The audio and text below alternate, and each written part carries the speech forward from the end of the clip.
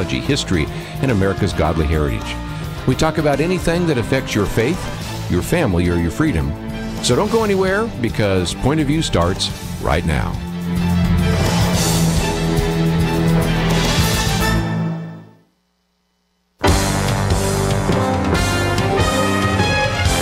Across America, live, this is Point of View.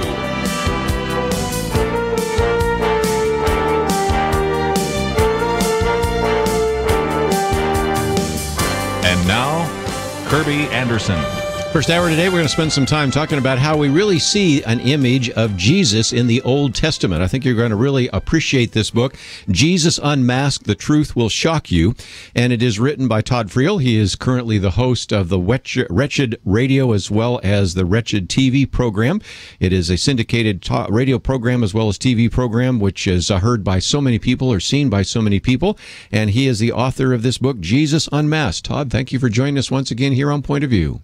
You listed a lot of things you talk about at the beginning of the hour. Do you do that every day? Only with you. Ah.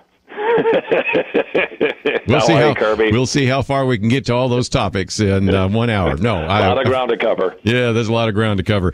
You know, I was thinking that even though this book is entitled Jesus Unmasked, very creatively titled, as well as even having a mask that covers it and all of the rest, it could also just as easily be called Finding Jesus in the Old Testament. And Todd, you're well aware of the fact that a lot of people say, well, if I want to know Jesus, I read the New Testament. Well, that's very true. But a lot of Christians don't even read in the Old Testament, and really a very significant part of your book until some of the last chapters show us, if you will, word pictures of Jesus that we find in the Old Testament. Yeah, this is not a made-up concoction. This is something that we used to study regularly. It's called typology, and it's not my idea. Jesus said to the Pharisees, you read the Scriptures, the Old Testament, because in them you think that you have life, but I tell you, they testify about me. And then on the road to Emmaus, not just a Hope Crosby movie, on the road to Emmaus with two disciples, he taught them about himself from every book of the Old Testament. And then in Colossians 2:16 and 17, we're told, for instance, the Sabbath and the festivals are pictures of Jesus. In other words, much, not all, but much of what we read about in the Old Testament were actually true stories, actual historical events, real things, real people that were actually a fuzzy picture of Jesus. He came and revealed the real fulfillment of those things when he incarnated and came and walked among us. Well, before we get into the book itself, you have an opening introduction, which I love, since we're baseball season. It's called Truth is Like a Baseball Game.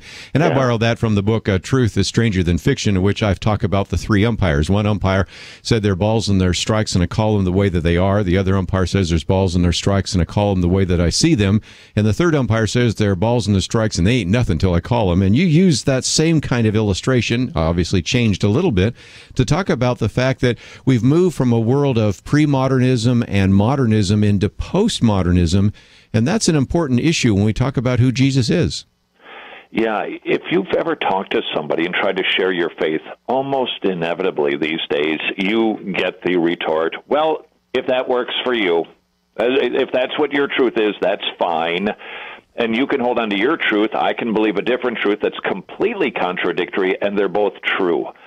That is postmodernism. Where it came from, unfortunately, it's a 2,000-year history.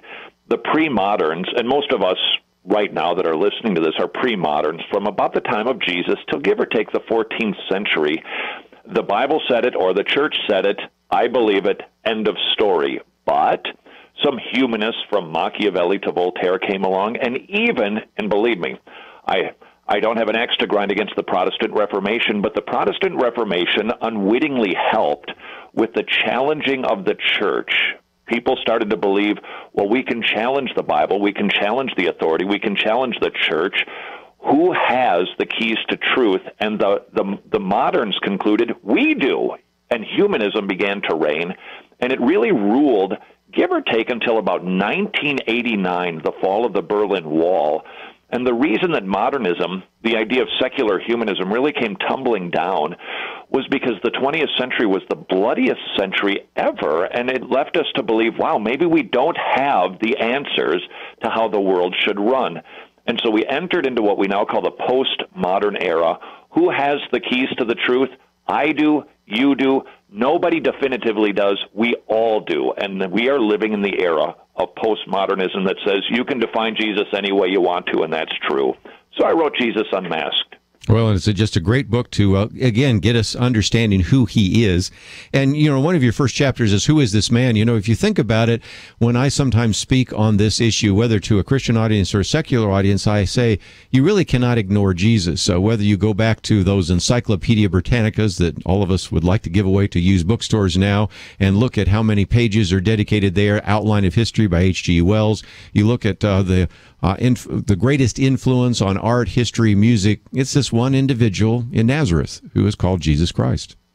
Yeah, I think we forget sometimes. Jesus, monstrously famous in his era.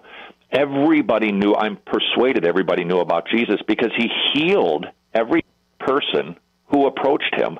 Now that, if you didn't have a friend who was healed or a loved one who was healed, you certainly knew somebody who was healed by this supposed Messiah. Everybody knew who Jesus was. They heard about the radical nature of his authoritative preaching.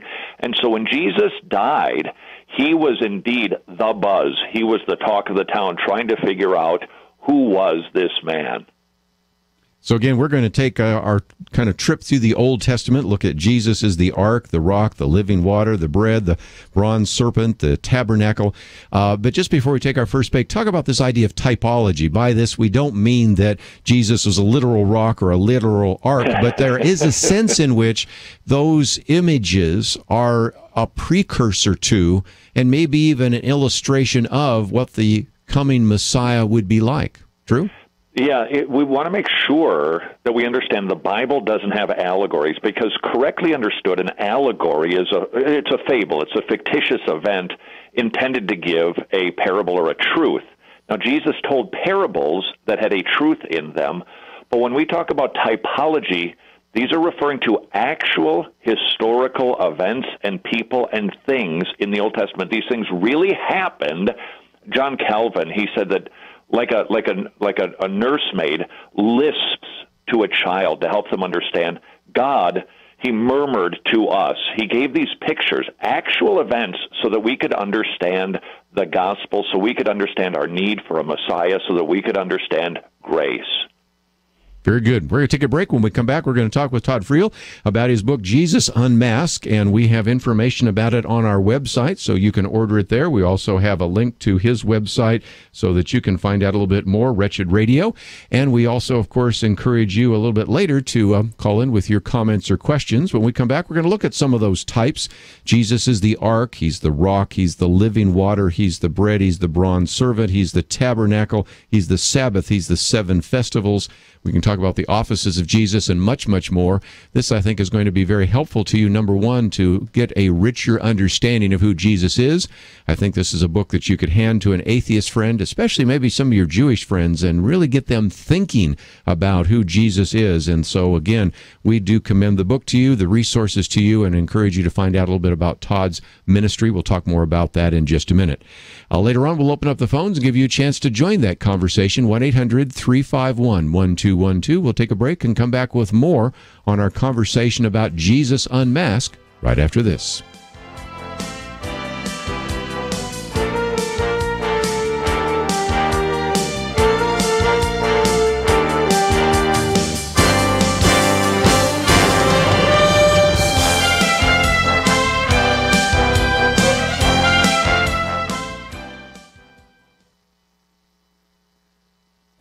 The Point of View Commentary with Kerby Anderson. Yesterday I talked about why millennials might not buy insurance. The cost under Affordable Care Act might be much more than they would have paid in the free market. But there is another reason why they and many others might not buy insurance. They won't need it because of provisions requiring insurance companies to cover pre-existing conditions. While this is an admirable requirement, it leads to a fear that many proponents and opponents of Obamacare have had about how Americans will try to game the system. Millions of healthy people may decide not to enroll. The process seems confusing and there have been glitches, but that's not the main reason they might not enroll. They may just merely wait until they have a health problem and then decide to get insurance. We don't have to guess how this would happen since we already have a state that has implemented a form of Obamacare known as Romney Care. In the Commonwealth of Massachusetts, the insurance companies call these people jumpers and dumpers. They have a medical problem or medical emergency, then they jump into the insurance pool. They can't be denied because of a pre-existing condition. They stay in the plan until their medical bills are paid, then they dump the plan and go on about their life. I predict that one of the problems that will develop with Obamacare is the problem of jumpers and dumpers. But let me mention one other issue. In order for insurance companies to survive, they will have to do all they can to attract healthy people and dissuade sick people. So I also predict that the plans they provide on state exchanges will be structured so they will attract more healthy people and discourage sick people. Forcing insurance companies to take people with pre-existing conditions may have been a laudable goal, but we also should expect a number of unintended consequences. As a matter of fact, we should have known to expect them if we just observed what was happening in states that had the precursor to Obamacare. I'm Kerby Anderson, and that's my point of view.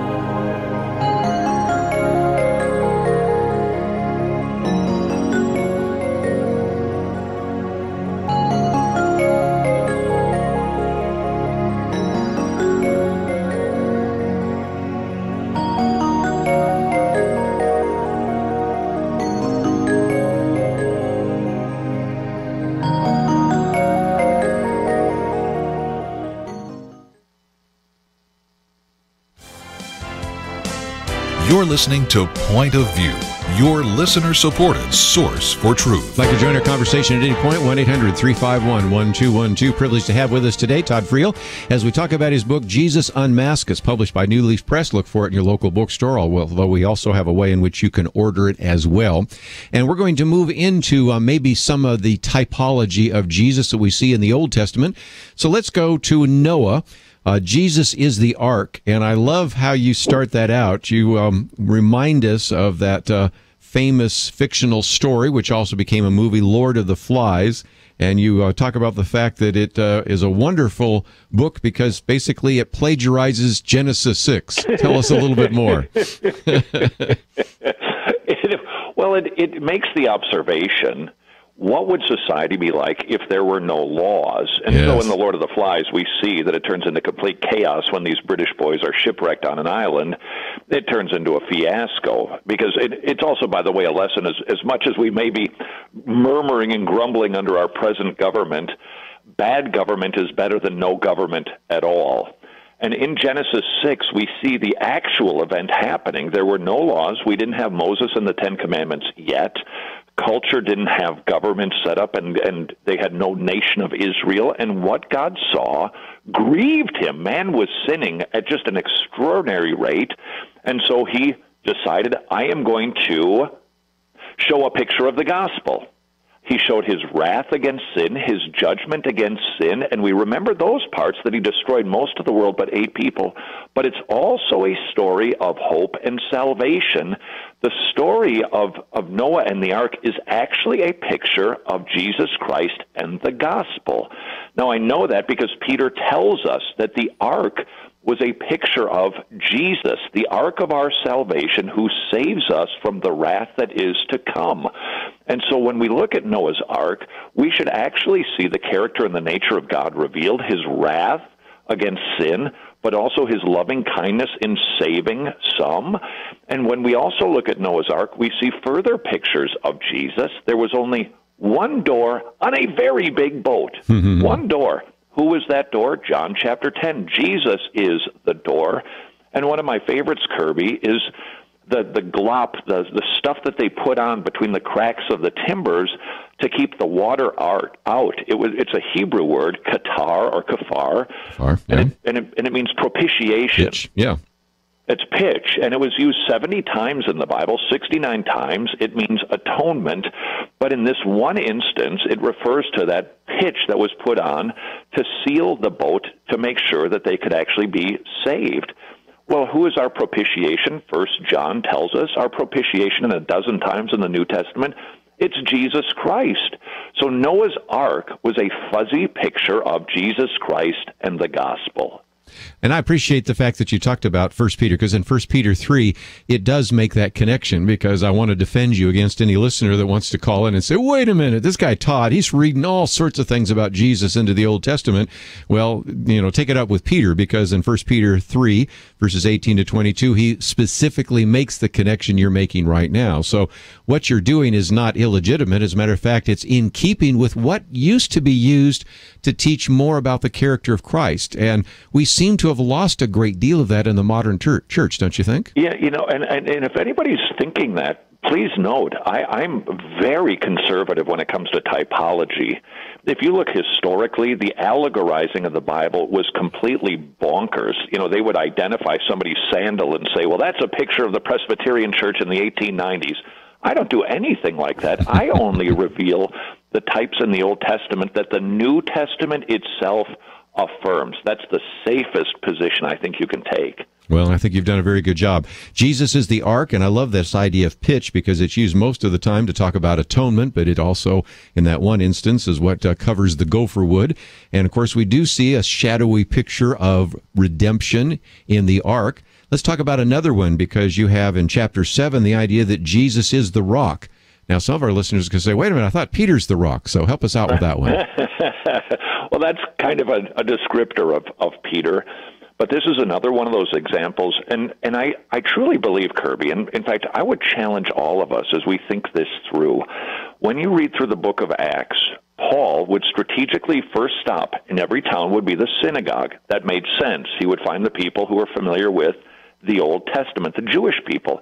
And repeatedly, we read in the book of Acts, he reasoned with them about Jesus from the Scriptures. And I think this is a part of what he was doing. I think it's Acts 17 when he's dealing with the Thessalonians. He reasoned with them about Jesus, why he needed to be the Messiah, why he must have been the Christ.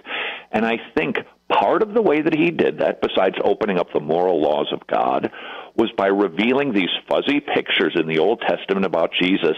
And one of my favorite ones is the one you just mentioned, that Jesus is the rock. This is just such a vivid way for God to help us understand grace. How many, Kerby, you deal with people all the time who don't believe, and you hear Richard Dawkins and other people state, well, God in the Old Testament was kind of that big mean God. Yes. He was that megalomaniacal dictator. Now when you line. see him in Exodus chapter 15, the Jews are in the wilderness. He's delivered them. He's delivered 10 plagues. He's parted a Red Sea. They don't have water. They grumble. God gives them water. 2 chapters later, in Exodus 17, they're without water. And they make a complaint against Moses, and Moses rightly identifies, your complaint isn't with me, it's actually with God. And so God instructs Moses. Edmund Clowney brings out this judicial language. He sets up a courtroom drama. Picture this. The accusing Jews were to assemble. Moses and the elders, with Moses and his staff of authority, his rod of authority, were to face the accusers. Between the accusers and the judges was a rock. God appeared on the rock and instructed Moses to strike the rock. In other words, God was sitting in the judgment seat on behalf of the accusers who were the actual guilty people, and he took the punishment that the guilty accusers deserved when Moses struck the rock. And then Paul tells us in 1 Corinthians 14, that rock was Jesus. What was going on? God taking the punishment for guilty people in Exodus 17 as a fuzzy picture of the actual complete forgiveness of sins that can be found in Jesus Christ when he died on a cross, taking the sins of guilty people upon himself, receiving the wrath of God upon himself so that we guilty people could be forgiven. Now, that's really cool. But what happened when the staff hit the rock? Water flowed from the rock. And who is the water? Jesus Christ told the woman at the Samaritan woman in John chapter 4 that he is the living water. He announced that at the Feast of Tabernacles, that he was the water of life. So the entire picture in Exodus 17 isn't just some odd story about a rock and water and complaining Jews. It is a picture of the gospel and Jesus Christ.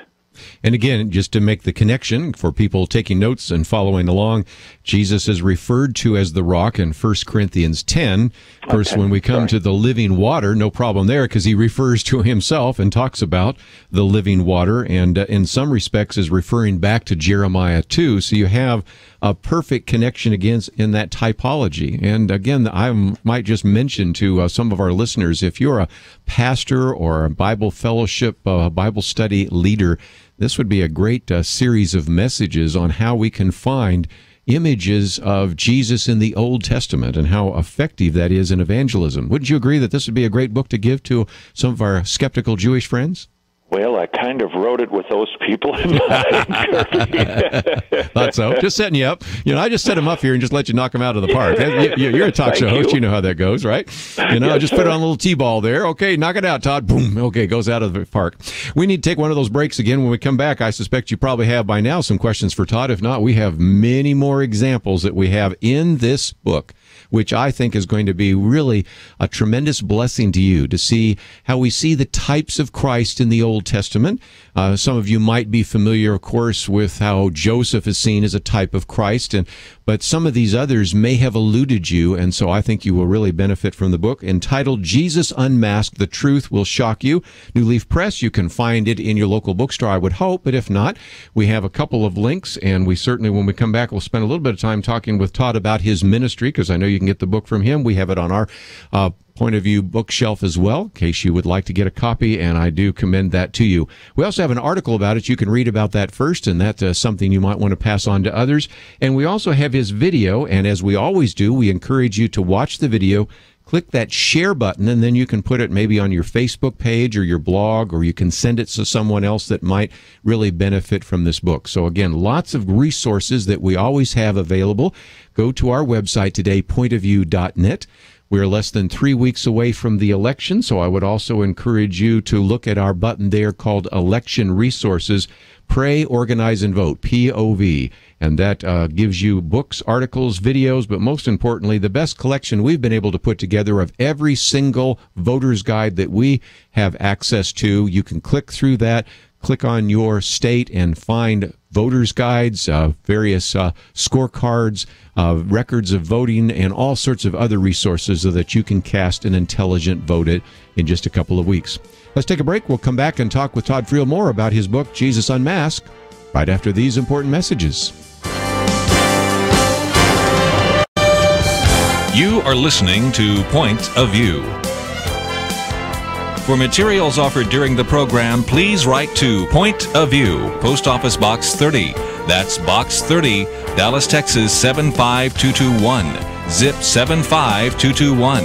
Or call our toll-free number, 1-800-347-5151. That's 1-800-347-5151.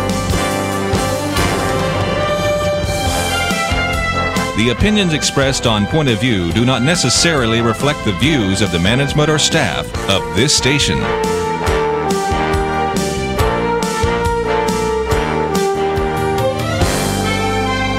Point of View will continue after this.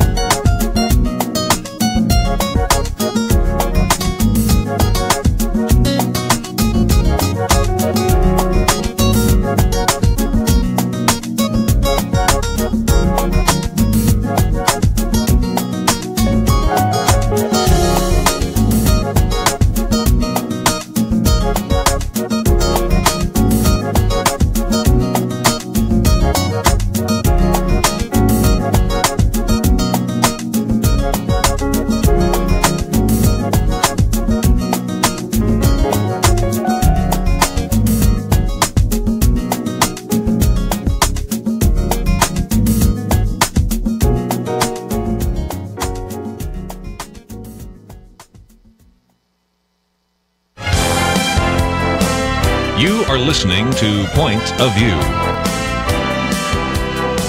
The opinions expressed on Point of View do not necessarily reflect the views of the management or staff of this station. And now, here again is Kerby Anderson. Continue our conversation today with Todd Friel. If you'd like to join us, 1-800-351-1212. The book is entitled Jesus Unmasked, looking at some of the typology of Jesus in the Old Testament. And you have some comments or questions, love to hear from you. 1-800-351-1212. Todd, we talked about some of the episodes of the children of Israel wanting water. They also wanted food, manna.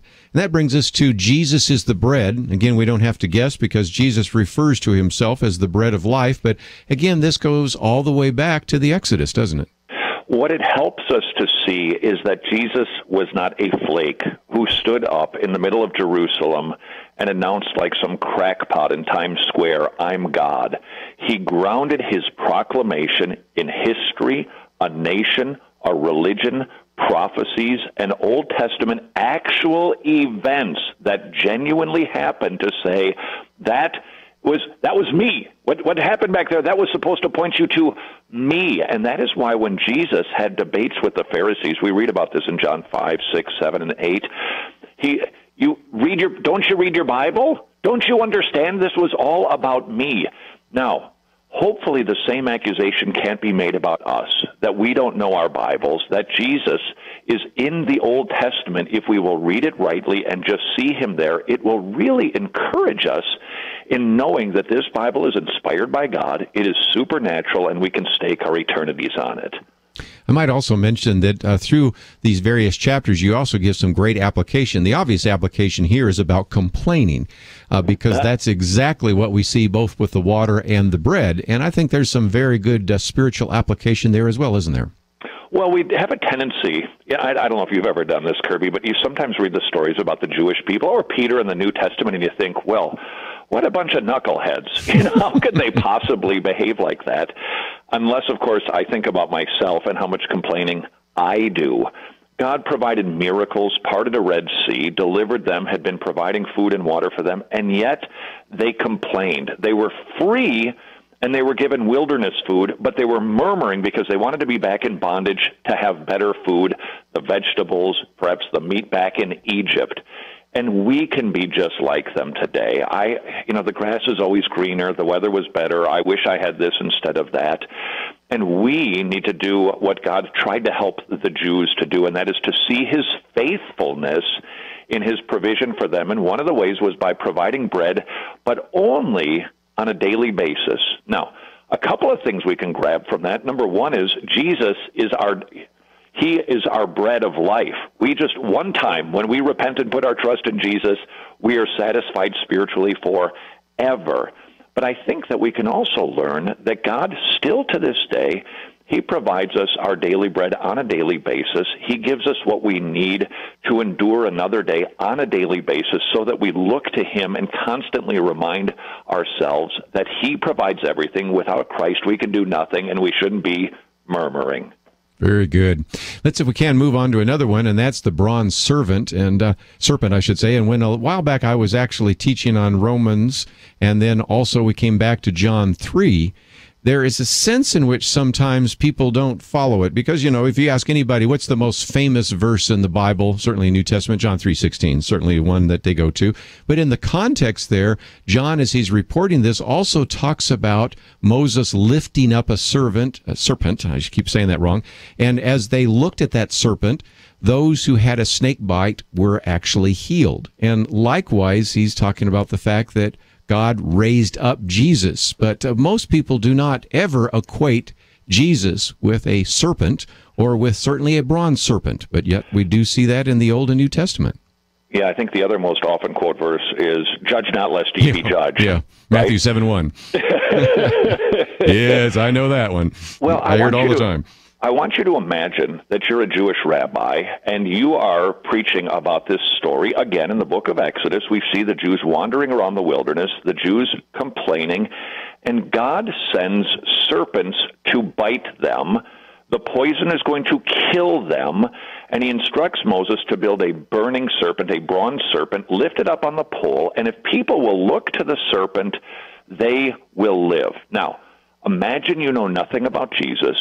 You're a rabbi in a Jewish synagogue. Preach on that topic. Preach on that text. I guess you could say, well, God, he sent serpents, and I guess that was kind of bad, but it was kind of good. He made a serpent so that they could live. I mean, you don't do anything with that other than be perplexed. Yeah, what does it mean? Yeah. Well, until you get to John 3. Yeah, go ahead. Yeah, it's a techno geek told me this term. I think it's called cryptography, I believe. Mm-hmm. On computers, if a screen is scrambled or information is scrambled, you look at it and it can be jumbled numbers or images, and it's a complete mess. It makes no sense until you put in the right code, and all of a sudden, everything makes sense. I believe that's called cryptography. Mm-hmm. Well, Jesus is the key that helps make this story make sense. Without Jesus, it is a bizarre story. In John chapter 3, Jesus is having a lengthy discourse with a Jewish man who is a student of the Scriptures. He should have known these things. And he alludes back to this story about the serpents in the wilderness. Just like the serpent had to be lifted up on a pole, so too must the Son of Man be lifted up on a pole. That's John 3:14 and 15. And then verse 16, of course, is our famous verse, because God so loved the world, he gave his only begotten Son. So the picture that we see in Exodus of a true story is a picture of Jesus and the gospel again. It's a bizarre story. Why would you make a bronze serpent? First of all, why would you send serpents to sting people? Because God must punish sin. But he also made an image in the likeness of the sin to represent the sin, that if we would look up to that serpent, which was standing in the place of the sinners and the consequence of their sin, you would live. That's Jesus, who took on human flesh. He took our sin upon himself, was seen as our sinful selves, hung on a cross, and if we will look to him in repentance and faith, we too will live. It was a picture of the gospel, and without understanding Jesus, that story is a bit of a cryptographic mystery. Wow. Well, we need to get now to one that I think many people might be thinking about, because if they've ever had any study of the tabernacle and what indeed God intended for them to do in terms of worship, and where the Holy of Holies was, and the Ark of the Covenant, and the altar of incense, and all the rest, we certainly, again, Todd, see a very vivid and quite accurate picture in, again, Jesus is the tabernacle. Explain, if you might. Yeah, and just in case anybody is thinking we're making stuff up, read Hebrews 8, 9, and 10 describes this vividly. We don't know exactly what this looks like, but there's a tabernacle in heaven. God instructed the Jewish people wandering around in the wilderness to build a tabernacle, a traveling tent that reflected this tabernacle in heaven. And so this traveling tent had some furniture inside of it, a laver, a table, some bread. The priests would do their work. There was a curtain, the Holy of Holies. There was the mercy seat, and a sacrifices would happen there where blood would flow from a lamb. And then one day on the Day of Atonement, there would be a lamb sacrifice. The priest would enter into the Holy of Holies in that one day for the atonement, for the covering, not for the forgiveness, but for the covering of people's sins. Now, this tabernacle was ultimately replaced by a temple that was in Jerusalem as the center of their worship. Now, this tabernacle is more than just a tent. How do we know this? Because Hebrews 8, 9, and 10 tells us that that tabernacle is a picture of Jesus. How do we know that too? Because John 1 tells us that Jesus came and tabernacled, same word, tabernacled with his people. Yes. Now, one of my favorite notes on this, Kerby, is that if you've ever wondered what happened to the presence of God, what happened to the glory that would come and be on the tabernacle or on the temple one day of year at the Day of Atonement, the high priests had to be they had to be very cleansed before they could enter into the Holy of Holy places. Well, when the temple was desecrated and pagans went into it, why didn't they die? Well, Ezekiel tells us that the glory had departed Israel, but the glory would return. Go to John 1:1 again. Jesus came and skeneoed, he tabernacled with his people, and we beheld the glory the glory of the only begotten Son of God. So that whole system back then was a picture of Jesus Christ when he came and tabernacled with us. Now, some people think that all of the furniture inside, it was not a picture of Jesus too. I understand that, but I think because Hebrews lists all the different furniture, yes, I think we can safely state even the furniture was a picture of Jesus Christ. There was a lampstand. Jesus is the light of the world.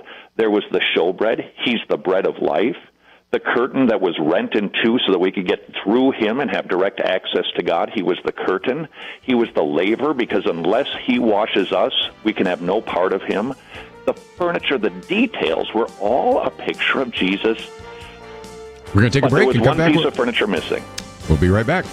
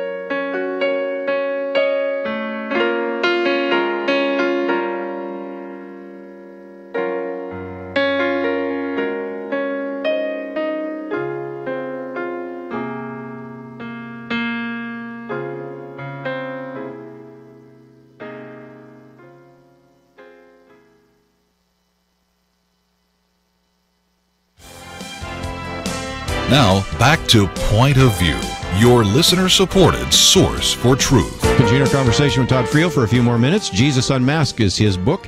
And one of the things you were talking about, Todd, is that if we look at the furniture, we see what is there, the laver for washing your hands, the showbread, and a number of other things, the veil, mercy seat. But you talk about the fact that there was something that was missing in the tabernacle. Yeah, these priests that worked inside of the tabernacle were doing a lot of ceremonial work, and they worked all day. They shed an awful lot of blood for the covering of sins, which, by the way, the sacrifice of a lamb, a picture of the Lamb of God who takes away the sins of the world. But there was no furniture for them to use to sit down. There wasn't a chair anywhere in the tabernacle or the temple. Now, who is our great high priest? It's Jesus Christ, our prophet, our priest, and our king.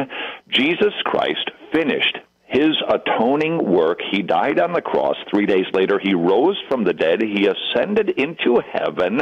I think Paul Washer has this right when he describes the great psalm that we all know, "Lift up your heads, O you gates, and be you lifted up, you everlasting doors, that the King of glory may come in, Jesus Christ, at the gates of heaven." Who is this King of glory? The Lord of hosts, the Lord strong and mighty. He is the King of glory. Lift up your heads, O you gates. They open up the gates of heaven. Jesus Christ, the God-man, marches into heaven and sits down at the right hand of the Father because his redeeming work was done, unlike the Old Testament priests. Wow. Again, Psalm 26, I guess it is, and 24, and again, just a great opportunity to think about how we see Jesus in the Old Testament. But while we're talking about the tabernacle, we also might have some application points because we're referred to as Christians as being the temple of the Holy Spirit. So for a minute, say what this means to Christians who are listening, and then I'd love to hear you talk to non-Christians listening right now about what that means to them as well. Yeah, it's a wonderful thing to think about. In the Old Testament, in the old system, the lesser system, if you will, God came and his presence was with his people on one day, the Day of Atonement, in the tabernacle. Well, Jesus said something striking before he left to the disciples. He said, "It's better that I go and leave you." What? How could it be better if Jesus left? Well, Jesus, the God-man, could physically be in one place with the disciples. He knew that when he left, his Father was going to send the Holy Spirit who would dwell in the heart of every man, of every woman who would repent and put their trust in his Son, and we will tabernacle. We are the tabernacle of the Holy Spirit, and he is with us 24/7. We are the new temple of God, those who have repented and put their trust in Jesus. And to those people who have never done that, they have never heard that Jesus Christ is the fulfillment of an entire religious system. Perhaps you were skeptical about the Bible. The Bible is God's Word, inspired by him. It is infallible. You can trust it. You've heard that. And now you have a magnificent opportunity to respond to the great news of the gospel. Instead of facing God on Judgment Day, when he will give you what you have earned for yourself with every wicked thought, deed, and action, this day he commands you to repent and trust his Son, and he promises that he will save you to the uttermost, and he will not cast you out. It is the most magnificent offer that has ever been made to you. Wonderful. Let's take some phone calls. We'll go to Georgia first, WZIQ. Elizabeth, thank you for joining us today. You're on with Todd Friel. Oh, thank you for taking my call. I had two questions, and I apologize. I missed the first part of this. Todd Friel, I do hear you sometimes on AFR on Saturday night. Sure. Is this book, are you covering all of the places in the Old Testament where you see a foreshadowing or Jesus, or do you just cover the main ones? And another question, and I'm not saying this to sound critical, because, just like people are very, very different, but like in the last segment, you kind of asked the question twice of, how do we know this? You kind of, like I said, I'm not saying this to be like this is bad. I'm just saying different, that sometimes you use a number of words and more time necessary than I think to say things, which that's just people are different. But so is your writing style similar to that, or is the book going to be, more, direct, succinct, clear? You understand what I'm saying? And I'm not saying to be critical. I'm just saying people are different. Yes. Okay. And that would drive me crazy right now. That's why he's saying yes. It's very succinct. That's what I was going for. Yeah, yes on both of those, right?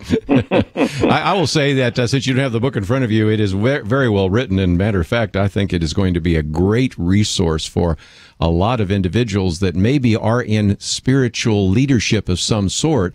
Because, Todd, I know one of the reasons you wrote this book, of course, is we can use this for our outreach to our Jewish friends. But another reason is we need to recapture some of these ideas in the way in which we teach the gospel, even within our own churches, and the way in which we disciple believers. Yeah, I think so too, Kerby. Over the years, every time I hear somebody talk about Jesus in the Old Testament, my heart just soars, and it gives such confidence in the Bible. And to answer Elizabeth's question, I only cite the types in the Old Testament that the New Testament affirms.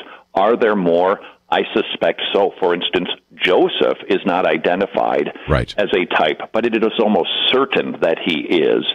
So I try to be very conservative in my approach.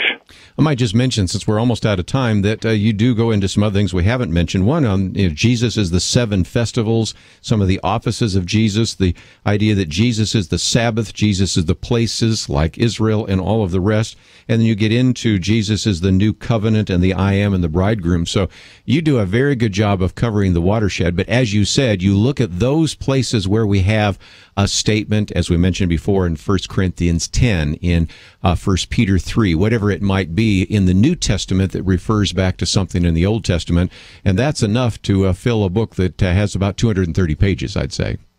Yeah, that's, again, there are people, some people I think have gotten really bonkers with this, and they find Jesus in, some people will say, well, Jesus is in every sentence. Well, the Old Testament is pointing us to Jesus, but not everything is an allusion to him. So we have to be careful, because otherwise we can get really, quite honestly, quite strange. Let's, if we can, just before we let you go, talk about what people will find as they go to your website, because, again, it is wretchedradio.com. And, again, you can click on that or just go to it directly. You've got all sorts of great resources. What will our listeners find when they land there? Well, we hope that you'll find our daily 2-hour radio program. We do one also, and you can listen to it for free by streaming it if we're not on a radio station near you. We do a daily TV show. God has provided networks around the country that will air our program. And we like to talk about stuff like this because this is kind of strange, I know, for not all evangelicals, but for many evangelicals. We happen to think that Jesus is more interesting than politics. So we like to, if we're going to talk about politics, we're going to bring Jesus into it. If we're going to talk about world events, we're going to bring Jesus into it. When we talk about family or marriage or work, we like to always be talking about Jesus.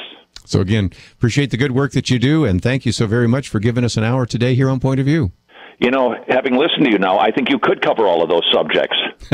Well, that is great to hear. You go, sir. All right.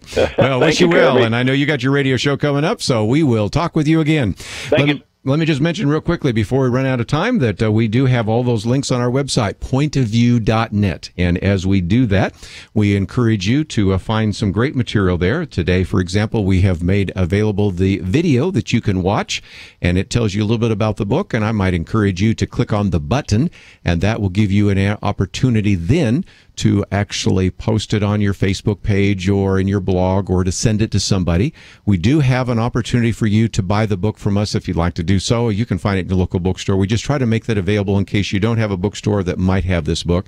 But if you want to go to Todd's website and support him, please do so, because we certainly do think very highly of what he's doing.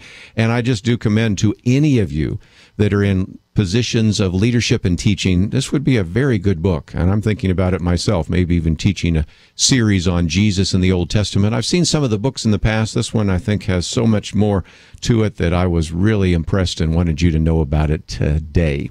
We're going to take a break. When we come back, we'll get into some of the issues in the news, as we oftentimes do, but we wanted to give you a full dose today of how to think through the Old Testament from a biblical point of view and how we can see Jesus even in the Old Testament.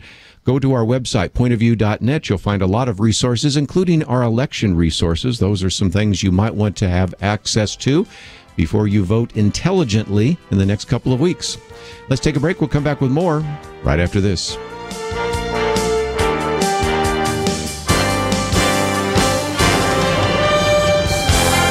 Across the nation, this is Point of View. For materials offered during the broadcast, please write to Point of View, Post Office Box 30. That's Box 30, Dallas, Texas 75221. Zip 75221. Or call our toll-free number 1-800-347-5151.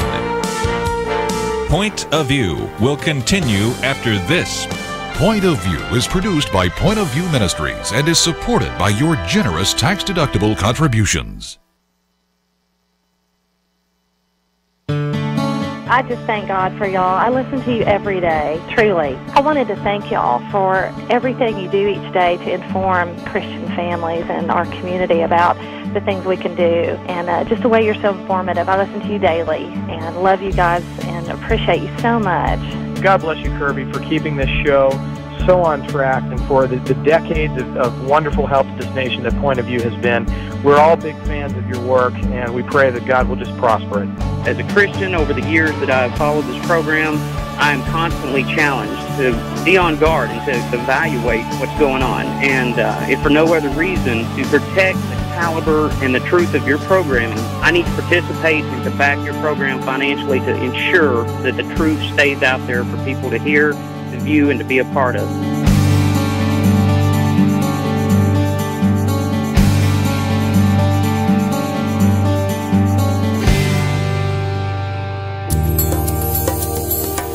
This is Point of View Radio.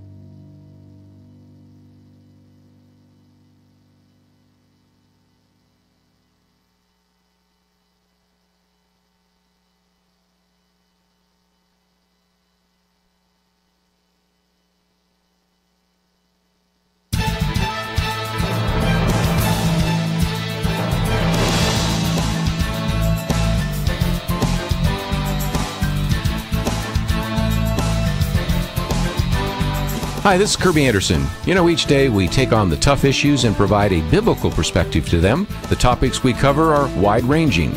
Apologetics, theology, prophecy, creation and evolution, intelligent design, marriage, family, child-rearing, the millennial generation, trends in society, politics, economics, business, religious liberty, the Constitution, public policy, foreign policy, military policy, tensions in the Middle East, abortion, homosexuality, pornography, sexual ethics, media, technology, history, and America's godly heritage. We talk about anything that affects your faith, your family, or your freedom. So don't go anywhere, because Point of View continues right now.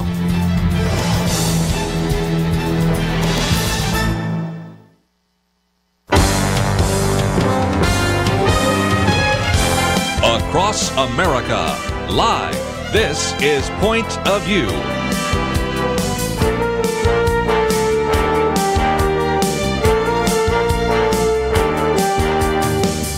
And now, Kerby Anderson. Second hour today, we're going to look at the issue of homosexuality. And if you've ever listened to this program, you know that sometimes we've said that if you want to know what could happen in America, look at what is happening in Canada. But you don't even have to look north of the border to see some things that are of concern. Today, our good friend Kelly Shackelford, who will be on the program with us tomorrow, is in Houston along with Senator Ted Cruz and a variety of others. And they're in Houston because, as you may have heard, the mayor of the city of Houston has required that the pastors in Houston actually turn over their sermons, their speeches, and other communications regarding homosexuality, gender identity, and anything they might have said about the mayor. They're subpoenaing those various documents. That is happening in Houston, and we'll talk more about that tomorrow as Kelly Shackelford returns and shares what has been happening down there. You may be familiar, as we've said before, about various individuals who in one profession or another have been sued and in some cases driven out of business, whether you're talking about a photographer in New Mexico or a baker in Colorado or a florist and another wedding baker in Washington and Oregon. Those are two different cases. Or the one that we've been following more recently there in the state of New York, which was one in which this couple were told that they had to provide their home, a barn in which they live in, to a lesbian couple, and because they did not do so, have been fined $13,000, $10,000 to the state of New York, $1,500 to each one of the lesbian couples, and on and on and on. That has been taking place with the Giffords at Liberty Ridge Farm. So there are some very important concerns that we have, and one more that we might add to the table has to do with the issue of same-sex marriage. And yesterday we posted, and again we pre-posted again today, a very good piece by Frank Turek, Same-Sex Marriage Decisions, the Constitution Protects Gays but Not Blacks and Women. He's using this idea that if indeed the 14th Amendment can be used by judges to overturn laws that were actually enacted, as well as state constitutional amendments that were actually voted on by the people, then that is a complete misreading of the 14th Amendment. Well, all that is background to say that we can begin to look north of the border and see what is happening there, and that's why I wanted to bring to the microphone Peter LaBarbera. He is the president of Americans for Truth About Homosexuality. It's a nonpartisan, nonprofit group which has really been trying to expose the homosexual agenda. Now, they've been outgunned, outmanned, and outspent, because when you think about the fact that you have so many of these pro-homosexual groups that have budgets in the range of anywhere from $1 million out of the way up to $30 million a year, and here you have this very small group, it is kind of a mismatch. But more to the point, this is an individual that we are bringing to the microphone who was arrested in Canada. We want to talk a little bit more about what happened to him, as well as what happened to another individual as well, Bill Walcott. And so, Peter, thank you for joining us today here on Point of View. Oh, thank you, Kerby. Thanks for the opportunity. Well, I went through a little bit longer list than maybe I should have, just to remind our listeners that many times we look and say, well, look what's happening in Canada. Well, I hope it never happens here. A lot of it's already happening here in the United States, isn't it? Absolutely, and I hope we never get as bad as Canada, where there have been some truly awful abuses of this pro-homosexual political correctness. And Kerby, I know you've probably done shows on this, but you have people who had to go through these human rights tribunals in Canada because they criticized homosexuality, and they were forced to raise, in one case, over $100,000 just to clear their name from these kangaroo, tribunal cases. And there seems to be a reaction to that that's coming now. People in Canada are starting to see what's going on here, but it continues, and now it's coming to the United States. Let me, if I can, just also mention that not only can we see this in Canada, but let me use the example of Pastor Aki Green in Sweden. I don't think here you are dealing with an individual that had much of an agenda other than he was preaching on Romans 1. And because of that, he was cited for a hate crime, and you think, well, certainly when they go through the appeal process, certainly that would be overturned. No, it wasn't, and they finally had to go all the way to the Supreme Court of Sweden. If it were not for the help of the Alliance Defense Fund, now called the Alliance Defending Freedom, he would not have been vindicated, because he actually could have been thrown in jail, certainly was fined.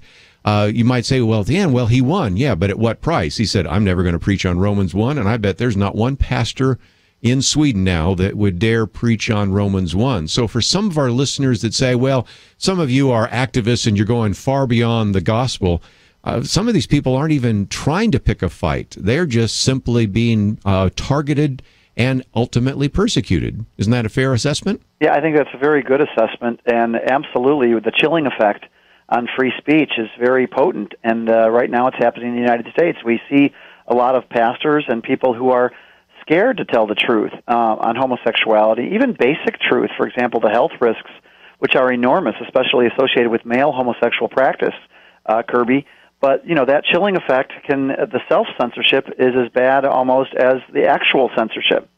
What about these cases? I know you've been following. I want to get to Canada in just a minute, but I thought just since I did kind of set the scene here, we're seeing a situation in which in a lot of these states, a human rights commission in the United States, not unlike the human rights commissions that we're going to talk about in just a minute in Canada, but a human rights commission here tells Elaine Huguenin, for example, in New Mexico, even where same-sex marriage is not even legal, you have to do a photographic shoot of this couple that are lesbians, even if you disagree with that. We're telling one couple that's in Oregon, you have to provide a wedding cake, even though they provide all sorts of things for all sorts of homosexuals, but just the wedding cake was kind of the deal breaker, and they basically drove them out of business.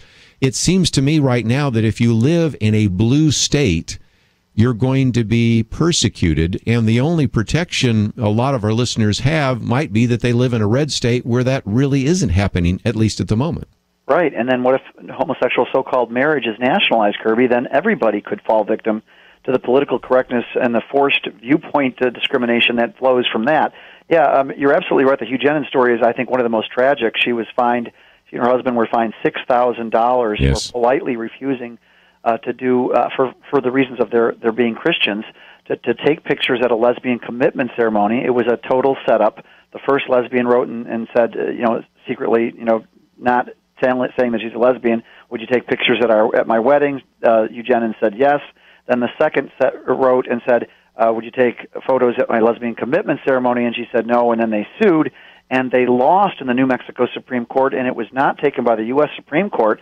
So apparently now, under the law in New Mexico, any small business, Christian or not, could be compelled to participate in these so-called weddings, whether they believe in them or not. Yeah, and again, we would not have any hesitation we would certainly defend, is probably a better way to say it, say a vegan restaurant that was being forced to provide meat at a wedding reception. We would certainly be supporting anybody that maybe was in a print shop that maybe were Jewish and found that was neo-Nazis or white supremacists wanting to get publicity for their rally. Whatever it might be, we would certainly recognize that people would have a conscience exception for all sorts of very legitimate reasons, but not when it comes to homosexuality. When we come back, we're going to talk about what happened in Canada. This is concerning. We'll talk about that with Peter LaBarbera right after this.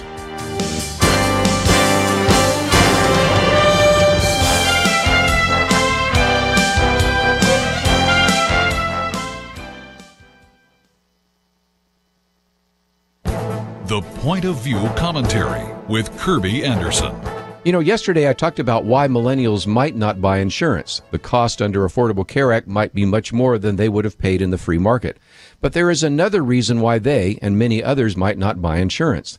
They won't need it because of provisions requiring insurance companies to cover pre-existing conditions.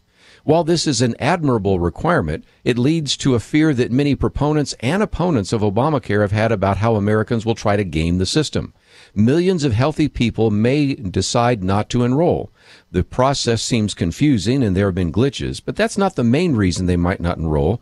They may just merely wait until they have a health problem and then decide to get insurance. We don't have to guess how this would happen since we already have a state that has implemented a form of Obamacare known as Romney Care. In the Commonwealth of Massachusetts, the insurance companies call these people jumpers and dumpers. They have a medical problem or medical emergency, then they jump into the insurance pool. They can't be denied because of a pre-existing condition. They stay in the plan until their medical bills are paid, then they dump the plan and go on about their life. I predict that one of the problems that will develop with Obamacare is the problem of jumpers and dumpers. But let me mention one other issue. In order for insurance companies to survive, they will have to do all they can to attract healthy people and dissuade sick people. So I also predict that the plans they provide on state exchanges will be structured so they will attract more healthy people and discourage sick people. Forcing insurance companies to take people with pre-existing conditions may have been a laudable goal, but we also should expect a number of unintended consequences. As a matter of fact, we should have known to expect them if we just observed what was happening in states that had the precursor to Obamacare. I'm Kerby Anderson, and that's my point of view.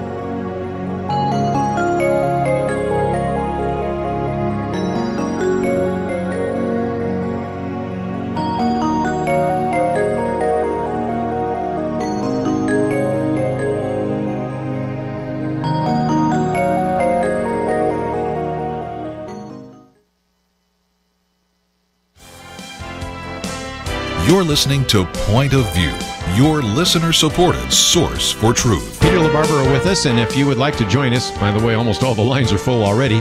You can join us, 1-800-351-1212. I think we still have one open line, but lines have filled up pretty quickly, and we haven't even really opened up the phone line, so we might as well open them up for some of your comments as we talk about this issue of homosexuality, same-sex marriage, and the like. And let's, if we can, go to Canada for just a minute. And I'm a little bit aware of what you are going to be talking about because you were on a university campus, and I've spoken at the University of Alberta in Edmonton. Some of my colleagues have spoken at the University of Saskatchewan. I've been on the campus of University of British Columbia. And I recognize that if you want to see political correctness on steroids, there it is. So it seems that still university campuses should be a place where you could have an open debate. And when I think of some of the wacky people that I've seen at some of the free speech forums on some of the campuses where I've spoken or where I've been in the audience, it's just amazing to me that you got arrested for trying to give a reasonable, common sense perspective on homosexuality. But tell us the story. Yeah, can I give a little of the background too, Kerby? I was invited to speak earlier this year at a pro-life association in Saskatchewan, and I accepted, and I was going to talk about homosexuality, the focus of my organization, Americans for Truth. And immediately a leftist organization started a campaign to get me dropped as a speaker, and that's bad enough. And the group at least did not relent to that. But then after that, they started lobbying the government of Canada to ban me at the border. And this went on, and so I knew when I was flying into Canada at the University of Regina, the Regina airport, that there might be trouble. And so everybody goes through the line there, and I'm the last one, and I went through, and then the question started. Well, I ended up being detained at the airport. They went through my phone. They looked at the pictures on my phone. They went through my computer.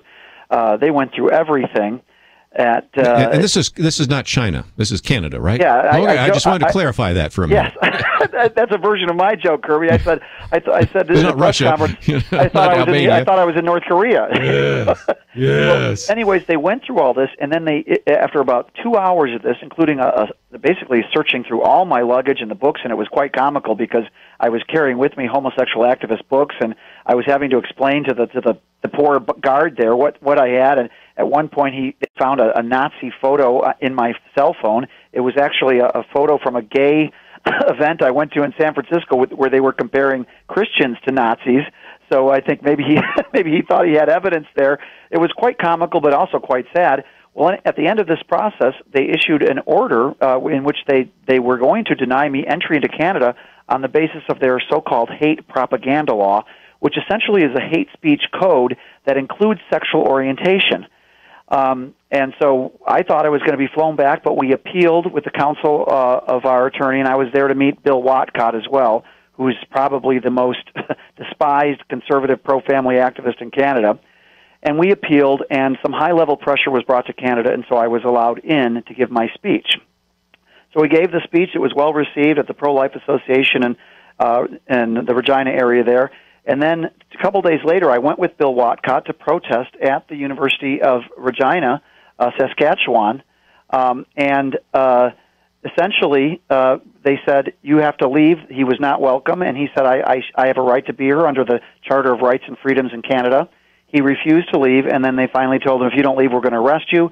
They arrested him, and then sort of out of solidarity, I felt I shouldn't have him get arrested alone, and so that I also did not move, and then I was arrested. Yeah.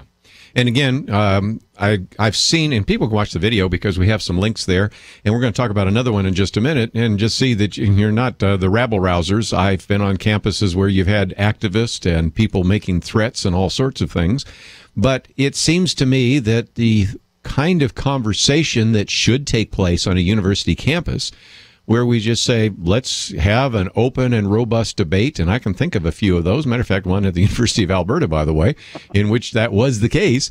At least we should have a chance to present a side that isn't allowed to be given. But these hate crime pieces of legislation, both in Canada and in UK, and of course now even some in the United States, just say you're not even allowed to have that position. You're not allowed to make the case. And the case, I think, is a pretty powerful case, because if you watch some of these videos, very quickly the other side engages in what would best be called ad hominem arguments, or one that we posted recently where they were criticizing Ryan Anderson at Stanford University. They just simply repeated the same question again and again because they had no answers to some of his obvious statements and questions. And so that is a good way to shut down debate, but it isn't exactly what we expect on a typical university campus. Absolutely, Kerby. And ironically, there were some wonderful conversations that were going on with the students there before the police came and arrested us. And ultimately, I was put on a plane out of Canada, and our charge was a mischief charge. And so our trial, I had to come back for the trial. It's October 30th, and I hope I'm exonerated. The lawyer seems to believe that we will both be exonerated because Canada's Charter of Rights and Freedoms does maintain a right for freedom of speech and based on religion, but we'll see what happens. Yes, and again, I want to encourage our listeners to Point of View to pray for that particular engagement, which is October 30th, day before Halloween. Good way to remember it. But let's talk about one more, because you made me aware of this one as well, and that is sometimes when you're going to give a speech, you have to have a venue, but when the people that have the venue pull the rug out from under you, there's no place to give the speech, right? Absolutely, and this is happening both in Canada and the U.S. It just happened to Bill Watcott, who's my pro-family friend up there in Canada. He was going to have, on my trip back up for the trial, we were going to have a talk, and we still plan to have a presentation. A priest was going to present as well as a former transgender. But pressure was brought to bear on the funeral home, which was going to host the talk, and it was just canceled. And I told Bill, I said, Bill, this happens to me all the time in the U.S., we would have a banquet at a hotel. The Gay Liberation Network, which is a very radical Marxist-oriented homosexual group in Chicago, would start calling the hotel and say, hey, do you know that a registered hate group is going to be speaking at your hotel, and invariably the hotel would drop us. So this playing the hate card, Kerby, seems to work because the average person doesn't have any clue what's really going on, and they listen to this awful charge, this bogus charge of hatred, and they unfortunately a lot of times they buckle. Let's, if we can, give some of you a chance to join our conversation today. What are your thoughts about the mayor of Houston actually now subpoenaing the sermon, speeches, and other communications regarding issues like same-sex marriage, homosexuality, gender identity, transgender?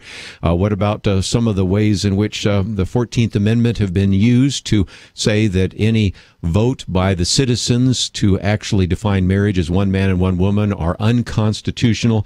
And, of course, what about all the different professions Christians maybe cannot go into anymore simply because if you do so as a photographer, as a florist, as a baker, as an innkeeper, or whatever it might be, you might be prosecuted. So I'd love to get some of your comments. We'll go to Georgia first on the Good News Network. Tony, what would you like to say today? Well, it's just that, like I mentioned to your caller, and I appreciate you taking my call, Kerby. Here we have the Proverbs, we have the Constitution, Declaration of Independence, the Bill of Rights, and it looks as if we don't use all the tools, be it our spiritual tools in most cases. I'm not saying what Jay Sekulow do when they have to go to court and fight these battles. I'm talking about even us as individuals at times when we have to take on these people at the local principalities, be it about some of the things that it's even in the school system. When we have to take them on about some of these things that we know that are a part of the Constitution, that we have a genuine right. And it's almost as if they done flip the script on us, Sure. Giving them the society the impression that we've been after them for so long, and that's always been a lie. We've just been preaching the gospel. Now it seems like they're really after us. I think so. And, it seems to me, let me come to you, Peter, for just a minute. These rulings will stand unless the citizens in these various states say, wait a minute, there are going to be opportunities for the next election of the mayor of Houston to determine whether or not we want to have somebody like that in office in the future. There's going to be an opportunity in New Mexico to elect individuals who will appoint those individuals in the Human Rights Commission, and that can happen in Colorado, and that can happen in Washington, and can happen in Oregon, can happen in New York, some of those venues. And if the citizens go, it's not a big deal, I'm not going to get involved, then you really are going to have full-scale persecution of any shopkeeper, any small business person who might, in one way or another, want to exercise their Christian faith. Absolutely, Kerby. And the reality is that homosexual activist laws and power do not really go well with freedom of conscience and freedom of religion. And the Houston battle was about a sexual orientation, gender identity law, and by now we've learned that these laws become the basis for persecution of believers. And so it's up to people to speak out, and on the marriage issue, I would hope that, especially in a state where over 70% of the people voted to preserve the sanctity of marriage is between a man and a woman, that they would not succumb to this edict from the Supreme Court. Let's take a break, and when we come back, we'll take some more phone calls. Quite a number online. We'll get to your phone calls in just a minute. While we're talking about this today, we do have this article about the fact that Peter LaBarbera was arrested in Canada, and also, of course, you want to be praying for him and Bill Walcott. We also have the article by Frank Turek. We posted it yesterday, wanted to post it again today. It is one that a lot of people have been reacting positively to because he really takes on this issue of can the 14th Amendment be used the way judges have been using it.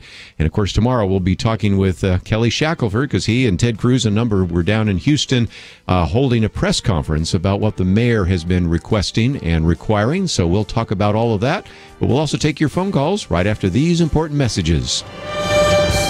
You are listening to Point of View.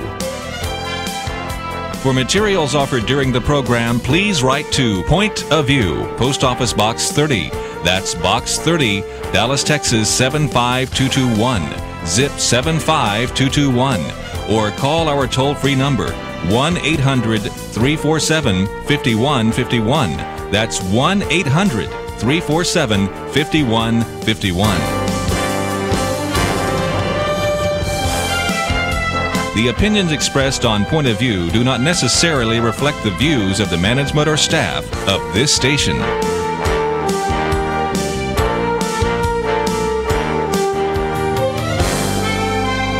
Point of View will continue after this.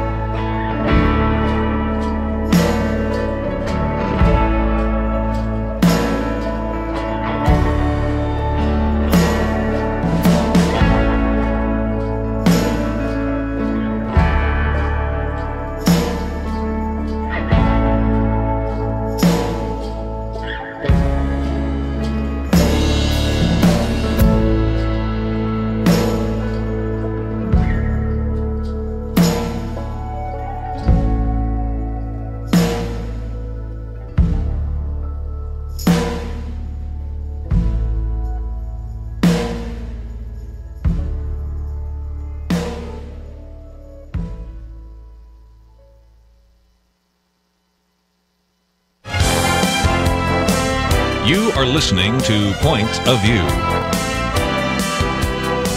The opinions expressed on Point of View do not necessarily reflect the views of the management or staff of this station. And now, here again is Kerby Anderson. Final half hour. If you'd like to join our conversation, 1-800-351-1212. We'll get back to Peter LaBarbera in just a minute. I've got at least one call left over from the last hour, so let me go to Ricky in Louisiana real quickly. KPAE. And Ricky, I think you wanted to respond to something that we talked about in the first hour with Todd Friel, so go for it.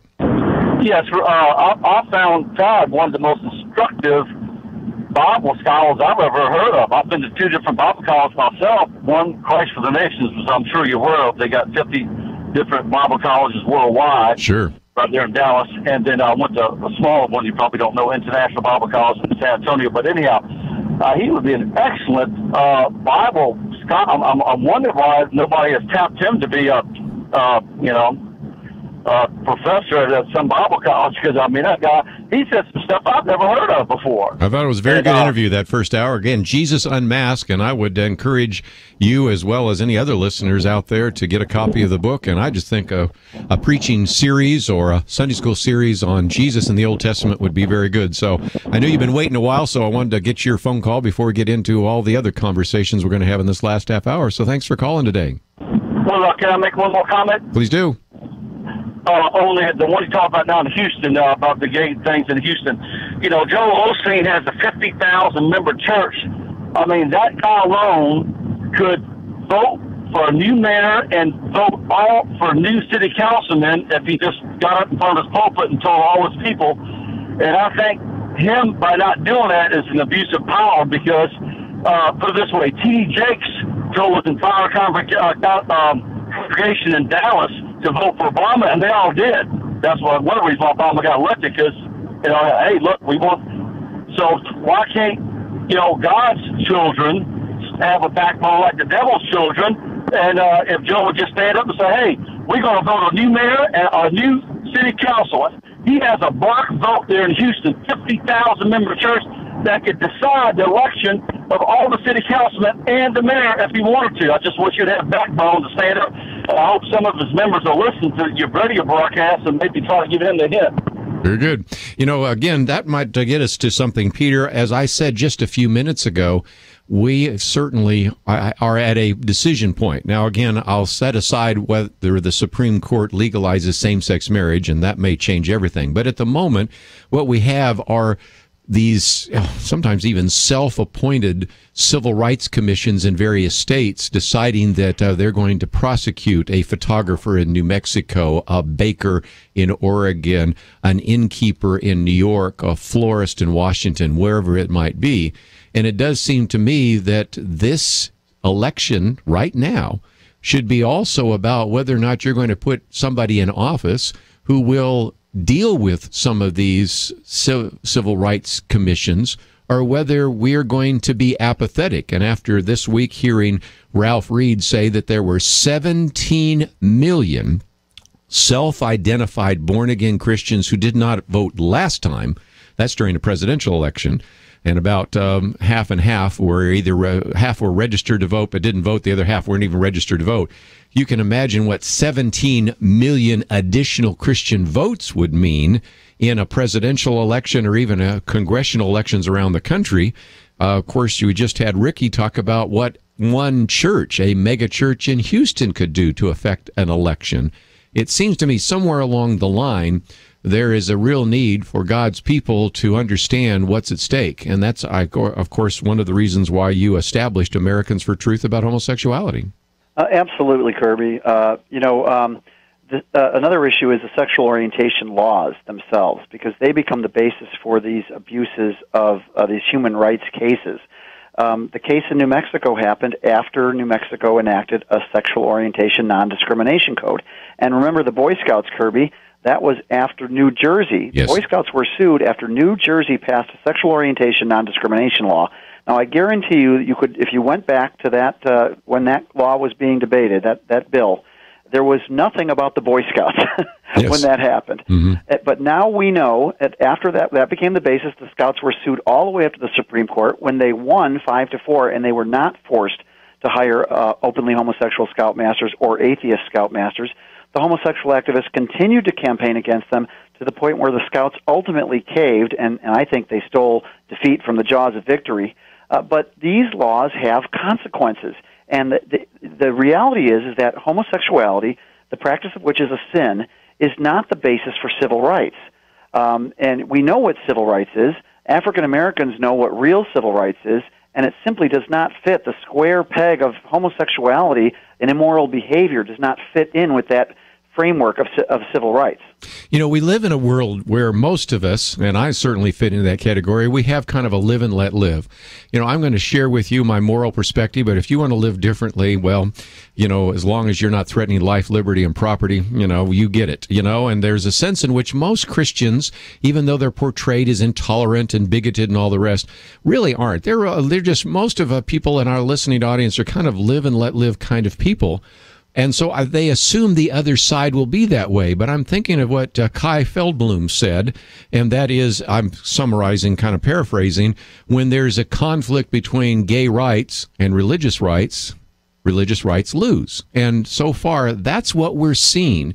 And she used to be the commissioner of the EEOC, and that comment, I think, illustrates, and of course what we're seeing right now, Peter, is that the more we give the gay agenda over, the more we provide sexual orientation rights of any sort, the more likely it is to see more and more of those conflicts. And so far, what we're seeing in a lot of jurisdictions is, if there is to be a decision between your religious liberty and somebody's religious expression, your religious liberty loses.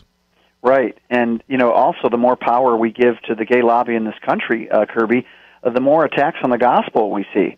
I mean, now there's a huge effort to redefine Christianity to accommodate proud homosexuality. And of course, to a believer who knows the Bible, that's preposterous, but this is what's happening. And you notice that the arguments from people like Kai Feldblum from the gay activist side are now filled with this sort of moral outrage. And so they're working up sort of a false moral, outrage at us. And we're the ones, we have the Word of God, we have the moral authority, but if Christians remain silent, that sort of false secular moral outrage has an effect, and people, don't really react as they should. Let's, if we can, get some of these phone calls, and we'll work our way through the list. And first of all, we'll talk to Zach in Texas. You're on with Peter LaBarbera.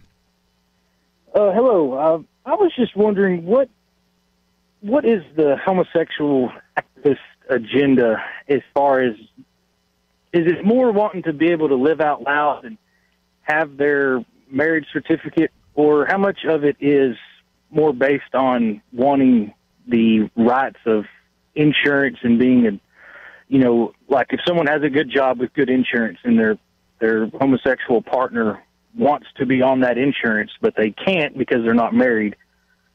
And has there been any talk of allowing someone to change, as far as having someone under their benefits without being married? Sure. Because there's a fine.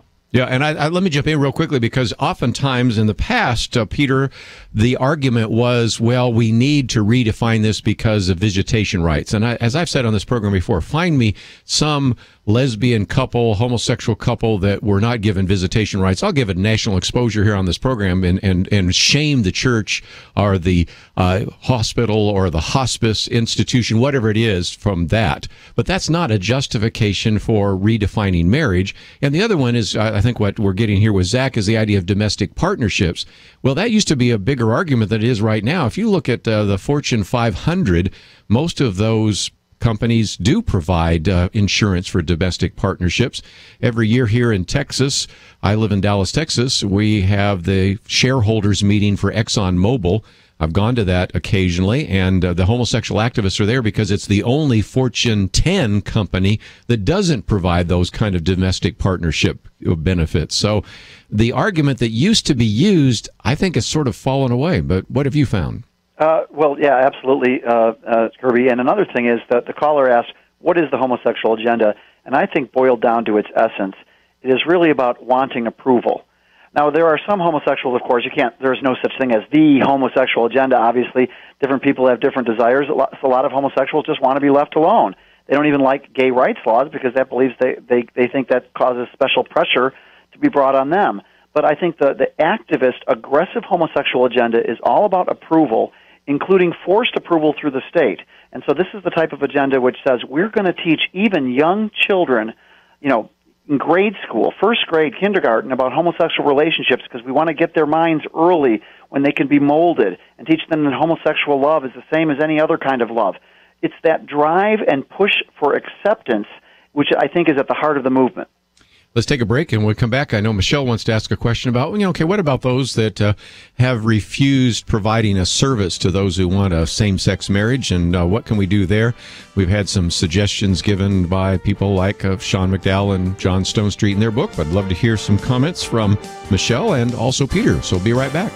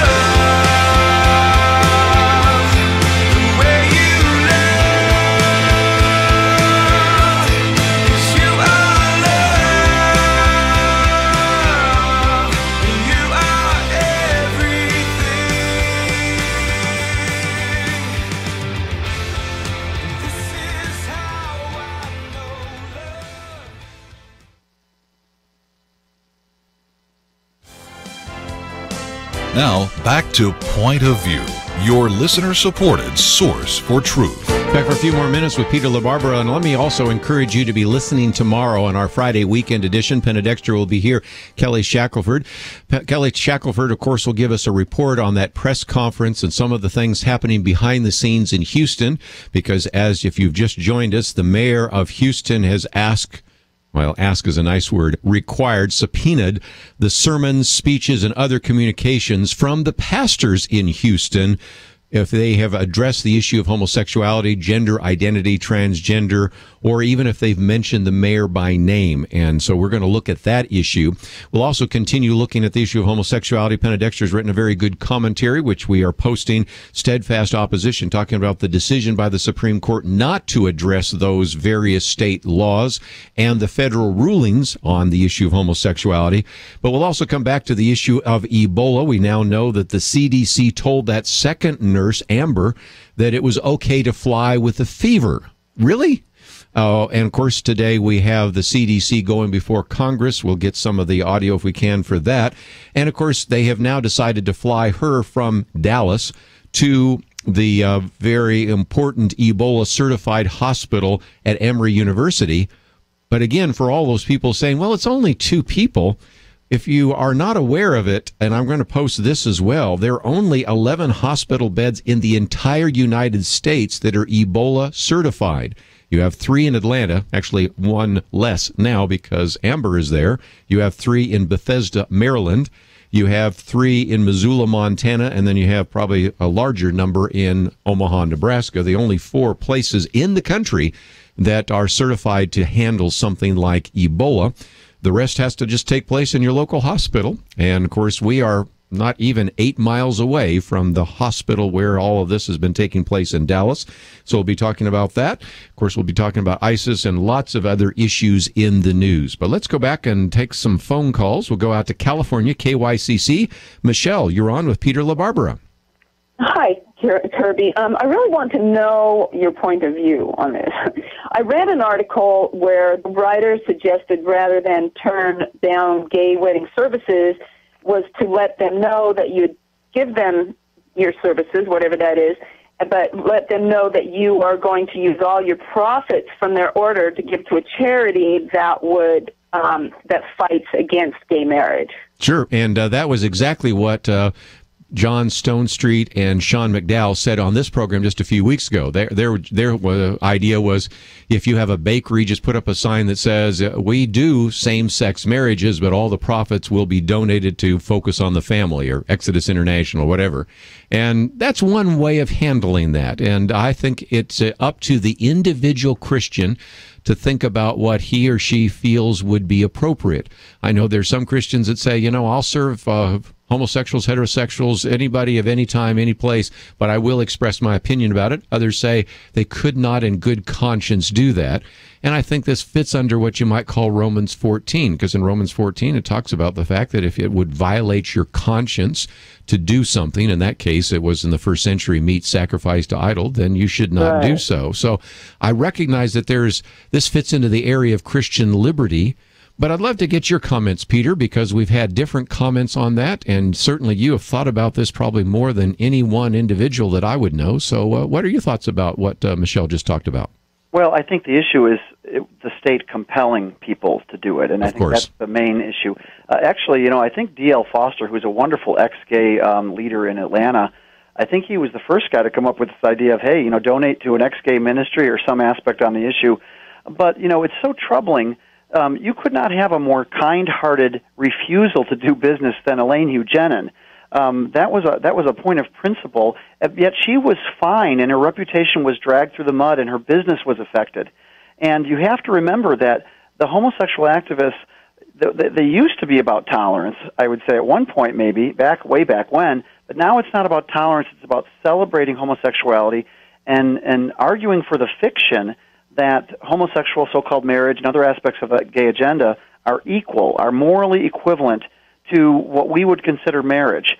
And that just doesn't fly, with what we know as Christians, but that's the case they're making.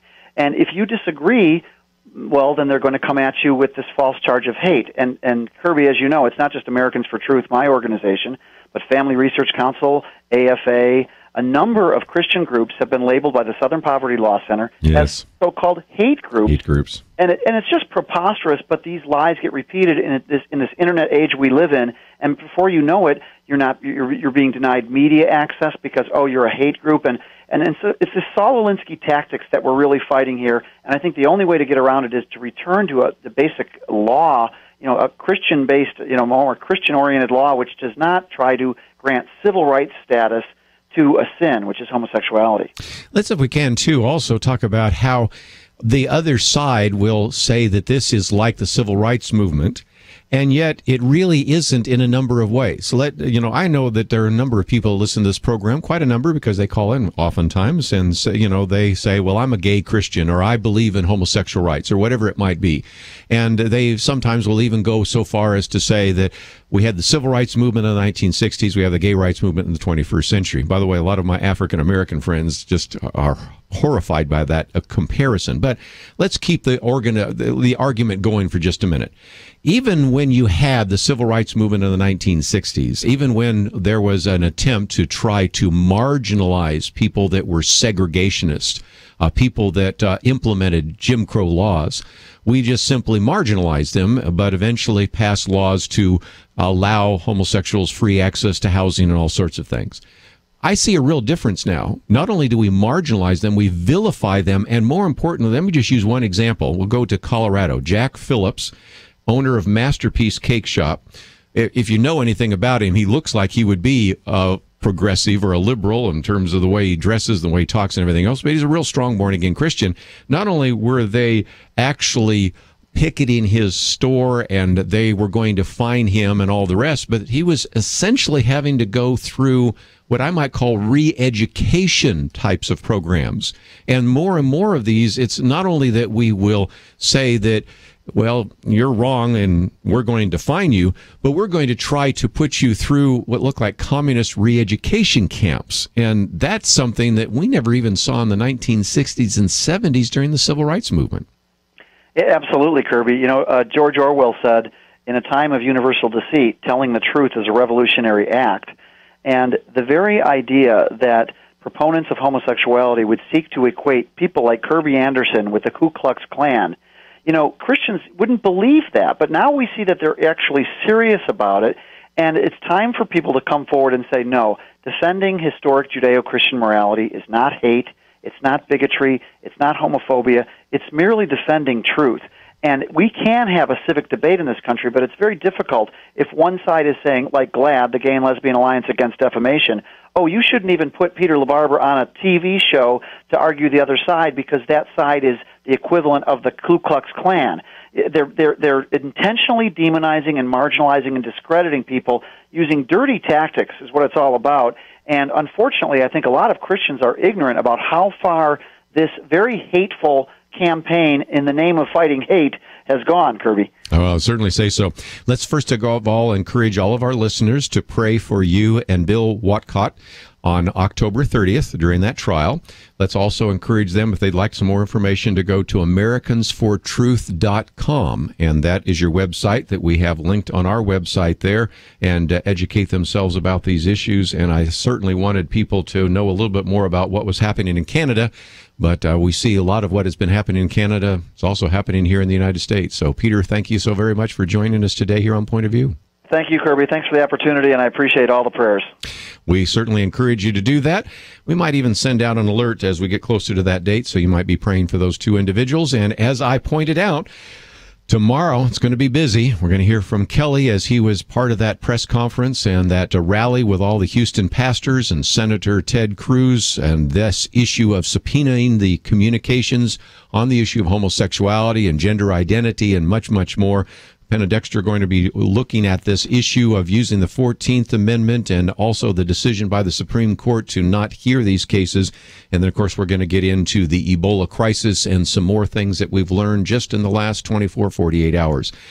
I don't know how we're going to get it all in, but we will do our best. And so visit our website, pointofview.net. And certainly I want to encourage you to join us tomorrow here on Point of View. Some very important things we'll be talking about, and I hope you'll join us then. Andrew and Catherine and Chris, thank you for your help behind the scenes. Have a great day. We'll see you here tomorrow. You have been listening to Point of View. For materials offered on the program, please write to Point of View, Post Office Box 30. That's Box 30, Dallas, Texas 75221. Zip 75221. Or call our toll-free number 1-800-347-5151. That's 1-800-347-5151. Point of View is produced by Point of View Ministries and is supported by your generous tax-deductible contributions.